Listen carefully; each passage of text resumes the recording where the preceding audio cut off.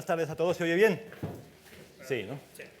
Soy Pepe Olaya, ya me presentó antes Enrique, trabajo en BBVA, un par de pinceladas sobre mí ya que están en la presentación. Soy ingeniero de telecomunicaciones por la Universidad Politécnica de Madrid y luego hice pues, lo que suelen hacer los ingenieros para convertirse en personas normales, que es estudiar algún programa de dirección, de máster, etcétera. Pero lo relevante, a efectos de por qué estoy aquí, llevo más de 20 años trabajando en banca, o sea, toda la vida, porque cumplí 25 el otro día, y los últimos en temas que tienen que ver con tecnología, con innovación y con transformación digital. Hoy me ha tocado hablar del ROI, de la innovación. ¿Cómo medimos la innovación? Que no cunda el pánico. O sea, esto tiene pinta de ser un rollo contado por un banquero, o sea, 2 veces rollo. Espero que no sea así. Mi idea es, en muy pocos minutos, muy breve, intentar despertar vuestra inquietud sobre que este es un tema relevante. O sea, cómo medimos la innovación no es un trámite, es algo muy importante y que puede incluso incidir en los resultados que obtengamos de la innovación. Es decir, cómo lo midamos puede tener un efecto hacia atrás. Y también quiero aprovechar para cuestionar y criticar, y es algo que me gusta hacer siempre que estamos así un poco en familia, lo que son las funciones habituales cuando una empresa, sobre todo una empresa grande como BBVA, se pone a innovar. Entonces, primer tema, ¿por qué esto de medir la innovación es tan complicado? En otros temas no se habla de medir la velocidad, no, ¿por qué la innovación sí? Entonces, mi primera reflexión es porque no todos estamos hablando de lo mismo cuando hablamos de innovación. ¿De qué hablamos? ¿En qué estáis pensando cuando pensáis en innovación? ¿En qué estáis pensando? Bueno, a mí me gusta mucho una frase de Manuel Jalón Corominas. ¿Sabéis quién es ese señor? No es un tío muy conocido, ¿eh?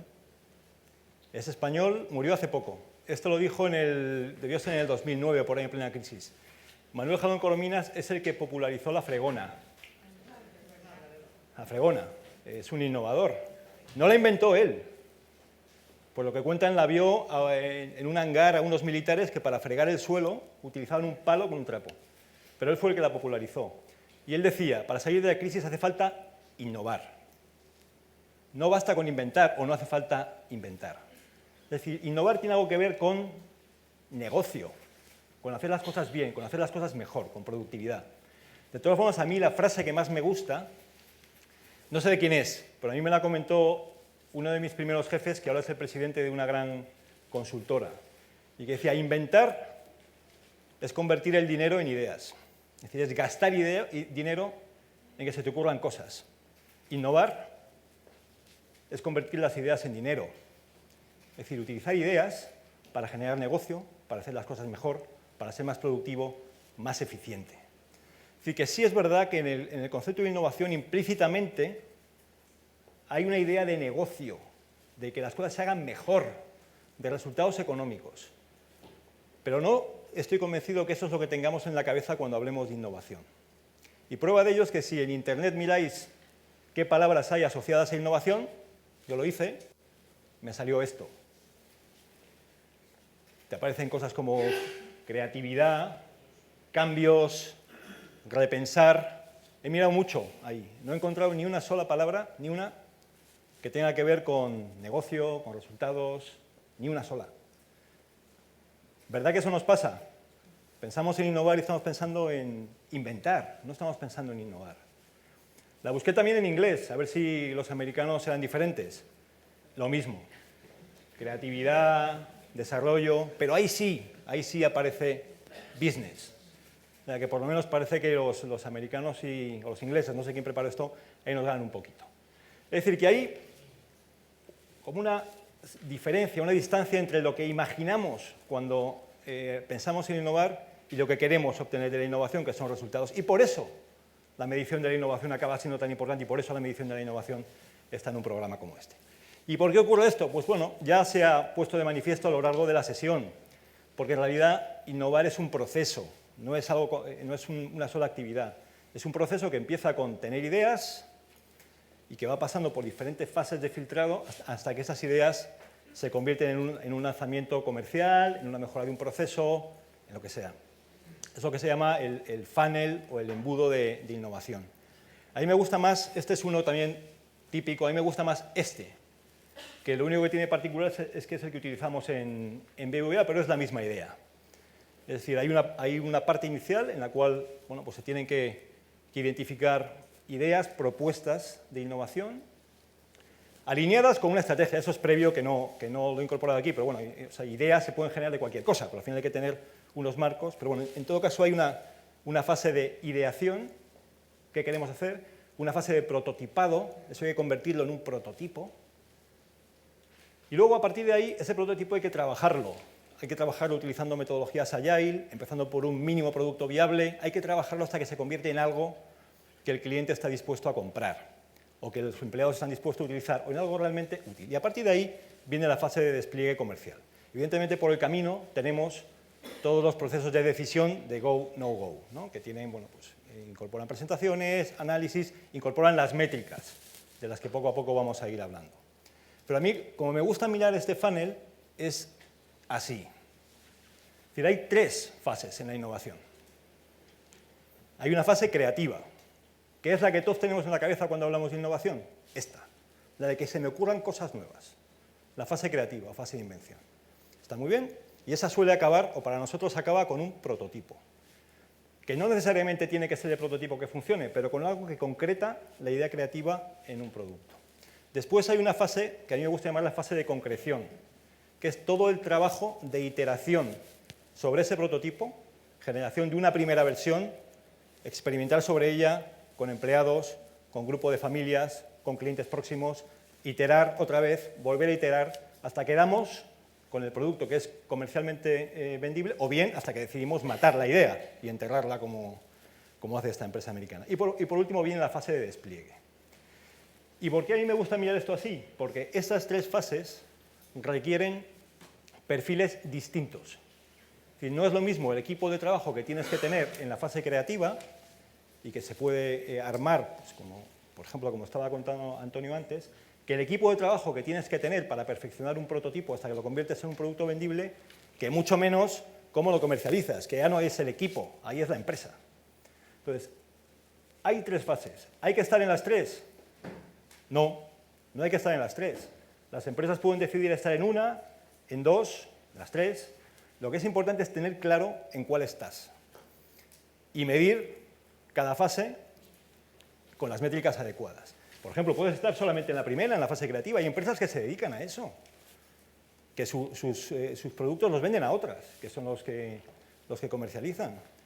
Hay expertos en la tercera fase, en comercializar. Los chinos inventan mucho, no, pero fusilan como animales. Son muy buenos en la parte final. La fase del medio es importante o no, la fase de concreción. ¿Quién es el ejemplo paradigmático? Para mí, Nestlé con Nespresso. No sé si es cierto o no, pero la leyenda urbana dice que se tiraron 10 años desde que empezaron con la primera idea hasta que finalmente la comercializaron. 10 años ahí, en la fase de concreción. Por lo tanto, tres fases, tres perfiles, tres grupos de métricas diferentes, y hay que tener claro en cuál estamos y medir con esas. Algunos errores, bueno, inconsistencias, prefiero llamarlo, más que errores clásicos, que se cometen, y en particular que cometen las empresas grandes. El primero, todos tienen que ver con lo mismo. El primero es, bueno, tenemos que ser una empresa innovadora, ¿qué hacemos? Pues vamos a crear un grupo de innovación. ¿Y ese grupo de innovación en qué se centra? En la fase creativa. Vamos a generar un equipo que invente cosas. Les vamos a llevar a otro edificio, diferente todo, que no tengan espacios creativos, que no tengan despachos, pupitres, no sé qué, y ya pensar que todo lo demás va a ocurrir solo. Pues no. El equipo creativo va a funcionar perfecto en eso, pero no va a ser capaz de implementar nada, ¿no? Una variante sobre ese error, que a veces no es predecidida, sino que ocurre de facto, es que el equipo creativo acaba intentando ser el equipo que implante hasta el final. Eso tampoco suele funcionar, ¿no? Otro tema que es dramático es medir a este equipo o meter las métricas financieras muy pronto en el proceso. Si muy pronto empezamos a pedir a gente que está inventando cosas nuevas, pensando en cosas nuevas, dame el business case, ¿os suena o no? O sea, esto es una cosa... Eso pasa, ¿no? Dame el business case. ¿El business case de qué? Si no tengo ni idea. de si esto va a ser aceptado o no. Los business case son fantásticos. Recordar la época de Internet, los business case eran espectaculares, de productos que ni se habían testado, no habían pasado, bueno, en la fase de prototipo, por supuesto, no en la de concreción. Saltarse la fase de concreción. Eso, desde mi punto de vista, eso mata ideas brillantes. O sea, intentar ir con la primera idea, el primer prototipo directamente al mercado lo puede matar. Ejemplo paradigmático, y este es un ejemplo en el que yo estuve involucrado. Año 2000, pago con el móvil, con esto, ¿no? En el año 2000 ya había de estos en casi todos los bolsillos, eran bastante más cutres porque no eran smartphones, pero entonces ya estaba la idea de hay que pagar con el móvil.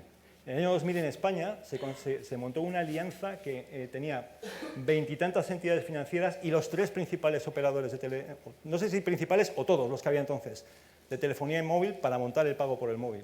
Estaban de acuerdo y crearon el producto. Directamente saltaron a comercializarlo. Fracaso. ¿Por qué? Porque nadie pensó en esto cómo se usa. Fue saltarse el paso de concreción. Un error brutal también. Y por último, y también está implícito en algunos de los comentarios que ha habido durante la sesión, no dar relevancia a la parte cultural. O sea, para que funcione bien en una empresa grande, la última fase, la de despliegue, tienes que cambiar la cultura de la empresa. La empresa tiene que ser una empresa innovadora, tiene que estar dispuesta a asumir cambios, tiene que estar dispuesta a implantar cambios.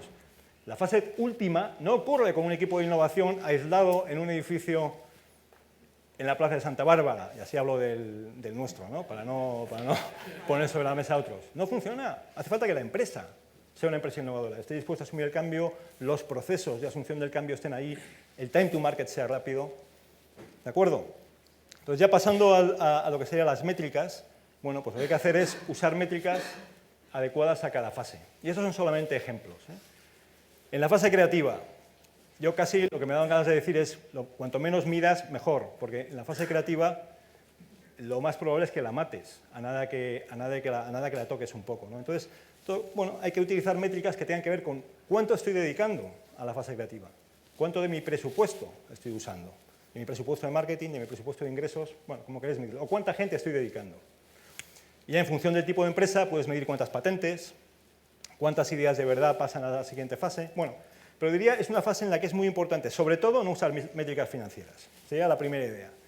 Segundo, si puedes no medir nada, pues no lo midas, pero si tienes que medir algo, que sea de este tipo.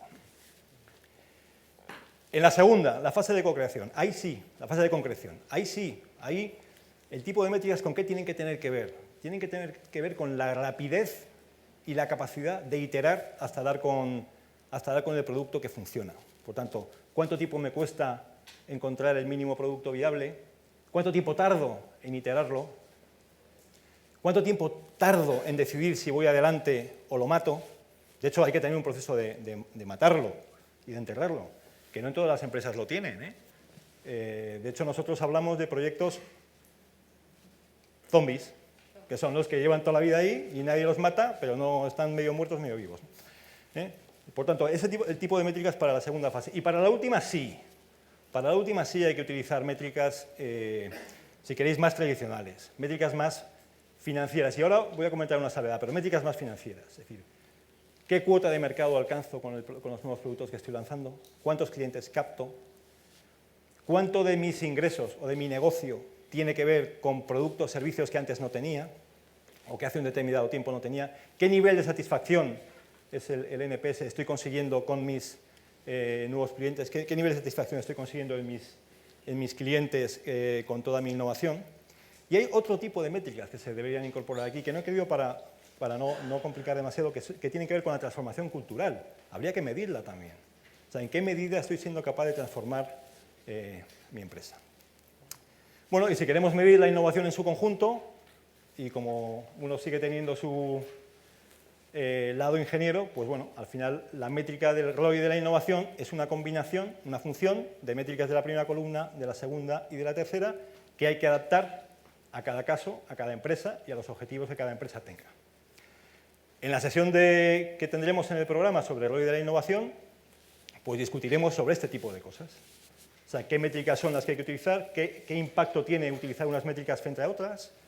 Veremos ejemplos y discutiremos. Esto dista mucho de ser una ciencia exacta, pero tiene una gran importancia para lo que se quiere, tiene tanta importancia como elegir la gente, como elegir los procesos para conseguir los resultados que se quieren de la innovación. Y eso es todo por hoy. Muchas gracias.